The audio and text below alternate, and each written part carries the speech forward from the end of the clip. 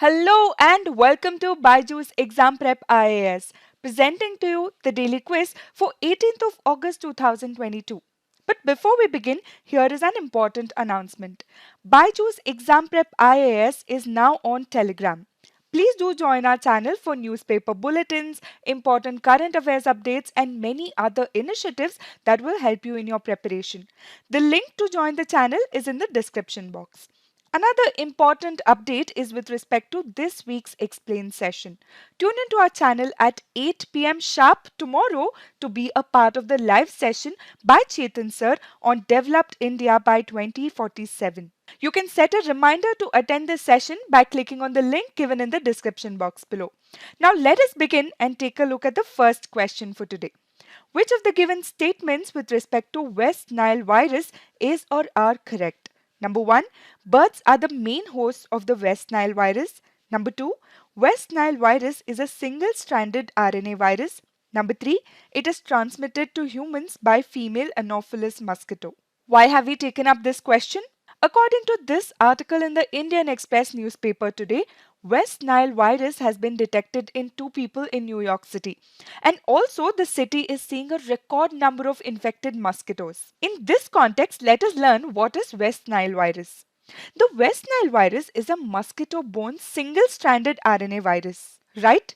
COVID-19, dengue virus, hepatitis C, West Nile fever and Ebola virus disease are all caused by RNA viruses. That is, a virus which has ribonucleic acid or RNA as its genetic material, right? According to the World Health Organization, West Nile is a member of the flavivirus genus. So this West Nile virus is a flavivirus. Let us learn more as we discuss this question. But before that, pause the video, mark your answers and let us know in the comment section how many you could get right. See, this West Nile virus is transmitted by infected mosquitoes between and among humans and animals and also birds. But please remember that birds are the reservoir hosts of this virus. That is, they are the main hosts of the virus and mosquitoes become infected by biting the birds. Therefore, statement number 1 is correct. Now coming to statement number 2. Statement number 2 is also correct. As we just discussed, this is a single-stranded RNA virus. Now coming to statement 3. Is it transmitted to humans by female Anopheles mosquito? No. It is transmitted by Culex species of mosquitoes. These mosquitoes act as a principal vector for transmission. It is not the Anopheles mosquito. Therefore, statement number 3 is incorrect. Therefore, the right answer to our question would be option B, 1 and 2 only. Now, if we will have to talk about the symptoms of West Nile fever, the disease is asymptomatic in 80% of the infected people. But the rest 20% develop something called as West Nile fever or severe West Nile disease. And in these 20% cases, the symptoms include headache, fever, fatigue, nausea, rashes, and also swollen glands. So this is all you need to know about West Nile virus. Moving on to question number 2. How many of the statements given below with respect to river Godavari is or are correct? Number 1. The river originates in the western Ghats of central India near Ratnagiri in Maharashtra. Number 2. The Pranhita river is the longest tributary of Godavari river. Number 3. It is bound by Satmala hills in the north. What is the context? This article in the Hindu newspaper today talks about the flood situation in the Godavari basin. Telangana and Andhra Pradesh are facing threats due to flooding here. It is in this context that we've taken up a question on river Godavari. See, river Godavari is the largest river system in peninsular India, right? The river rises in the Sahyadris near Triambakeshwar in Nashik district of Maharashtra. So when we take a look at statement 1 here, it originates in the Western Ghats, yes, but not near Ratnagiri district, but in Brahmagiri mountains of Triambakeshwar in Nashik district. So statement number 1 becomes incorrect. As you can see in this map, the river flows across the Deccan Plateau from western to eastern Ghats, right? And this Godavari river system has been divided into 12 sub-basins by the Krishna Godavari Commission. And Pranhita is its largest tributary. The Pranhita river system consists of mainly 4 major tributaries, that is Venganga, Vardha, Penganga and also Pedavagu. So Pranhita is composed of all these rivers. So coming back to our question, Pranhita river is the largest tributary and not the longest tributary of Godavari river. The task for you for today is to let me know which is the longest tributary of river Godavari. Post your answers in the comment section. So this statement is incorrect. Now coming to the last statement. Last statement, that is statement number 3, is correct as the Godavari basin is bound by Satmala hills in the north, Western Ghats to its west, and Eastern Ghats and Bay of Bengal to its east. Since only one of these statements is correct, the right answer would be option A, one statement only. Moving on to question number 3. Which of the following products have secured the GI tag in Telangana state? Number 1, Lac Bangles. Number 2, Pochampalli Ikat. Number 3, Warangal Duris. Number 4, Karimnagar Filigree. Number 5, Kasuti Embroidery. What is the context? According to this snippet from the Hindu newspaper, an application has been filed to secure GI tag for lakh bangles that are manufactured in Telangana. It is in this context that we've taken up this question for discussion. But first of all, what is a GI tag? GI tag is the abbreviation for Geographical Indication Tags in India. It is a name or a sign that is used on certain products that correspond to a specific geographical location or origin. So this is like an intellectual property right. So it characterizes the GI tagged goods or services as those that were started or were created in a specific territory. Now coming back to our question. Which of these products have GI tag, that is Geographical Indication Tag, in Telangana state? The first one is Lac Bangles. Has it received the Geographical Indication Tag? No, not yet. So number 1 cannot be correct. Coming to the second one, which is Pochampalli Ikat. Pochampalli saris, also known as Pochampalli Ikat, are traditional garments that originates from Bhudan Pochampalli in Nalgona district in Telangana. So this becomes correct. The Pochampalli Ikat has been given GI tag in Telangana. And Warangal Duris, which are cotton rugs created exquisitely by artisans of Warangal district in Telangana, also have a GI tag. Coming to Karimnagar Filigree. This Karimnagar Filigree is a silver filigree artisan work. You can take a look at it here. This ancient art of Karimnagar has also got a geographical indication tag in Telangana, so 4 also becomes correct. Coming to the fifth one, which is Kasuti Embroidery. Kasuti Embroidery does not have a GI tag in Telangana. You find out which state has the GI tag for Kasuti Embroidery and post your answers in the comment section. So number 5 would be incorrect. Therefore, the right answer to our question would be 2, 3 and 4 only, which is option D. Moving on to question number 4.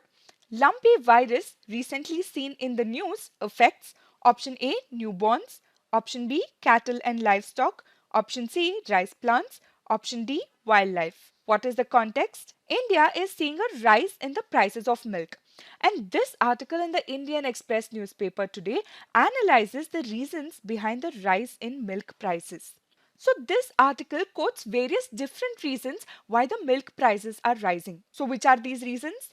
The reasons are the production costs have gone up, there is a fall in production, there is a rise in cost of cattle feed and also rise in manpower and energy costs. And one another important cause for this rise in milk prices is the disease that affects the cattle and livestock called as lumpy skin disease.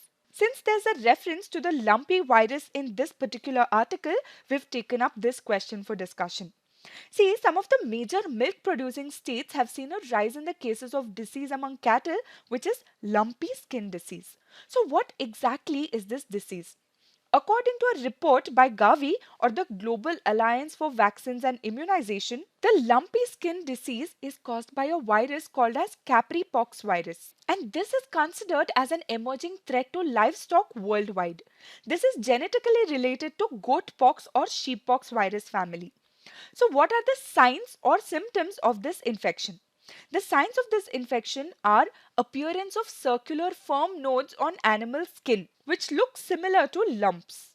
Hence the name lumpy skin disease. So these infected animals will immediately start losing weight and also may have fever and lesions in the mouth.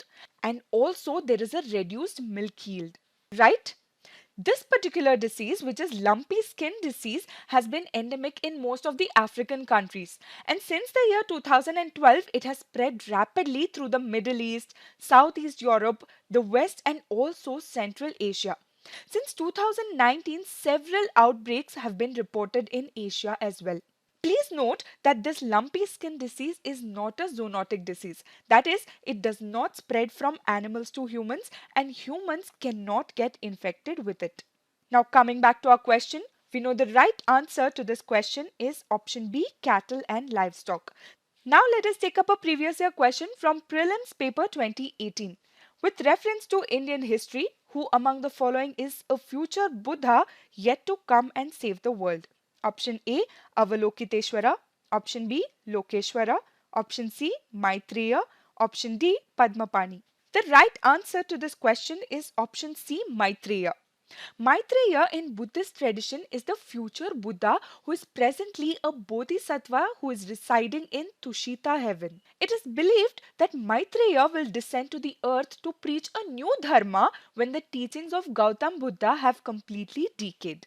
Right? So Maitreya is that future Buddha who is yet to come to save the world. So what exactly is Avalokiteshvara? Avalokiteshvara is a bodhisattva who embodies the compassion of all Buddhas. He has 108 avatars or forms, and one notable form being Padmapani, which is depicted as a figure that holds a lotus. Now coming to Lokeshwara. Lokeshwara is the name of the bodhisattva representing an encyclopedia of knowledge primarily concerned with the ritualistic elements in the Buddhism. So please take a note of all these important points with respect to Buddhism, which is very important for your prelims examination. Now let us take up the fact of the day for today, which is Arctic amplification. What is the context? There is an article in the Hindu newspaper today which reads, "What is causing Arctic warming?" And this article has a reference to Arctic amplification, and that is why we've taken up this topic for discussion today. First, let us understand what exactly is Arctic amplification. See, due to global warming, any change in the surface air temperature and the net radiation balance tends to produce larger changes in the north and the south poles. And these changes are more pronounced at the northern latitudes and hence are known as Arctic amplification. In simple words, Arctic amplification is the intense warming in the Arctic. Right? It is one of the most prominent features of climate change with severe impacts on human and natural systems. And according to this particular article in the Hindu newspaper, the warming is more concentrated in the Eurasian part of Arctic, where the Barents Sea north of Russia and Norway is warming at an alarming rate, which is 7 times faster than the global average. So earlier studies had proved that Arctic is warming 2 or 3 times faster, but these recent studies show that the region is changing even more faster. So what causes this Arctic amplification? We all know and understand the concept of global warming. We also know that due to human activities, that is since the pre-industrial times, Earth's average temperature has been increased by 1.1 degrees Celsius. Now, to answer what causes this Arctic amplification, it is the ice albedo feedback, the water vapor feedback, and ocean heat transports that are the primary causes. See, ice albedo feedback is a climate process where change in the area of ice caps or glaciers and sea ice alters the albedo and surface temperature of a planet.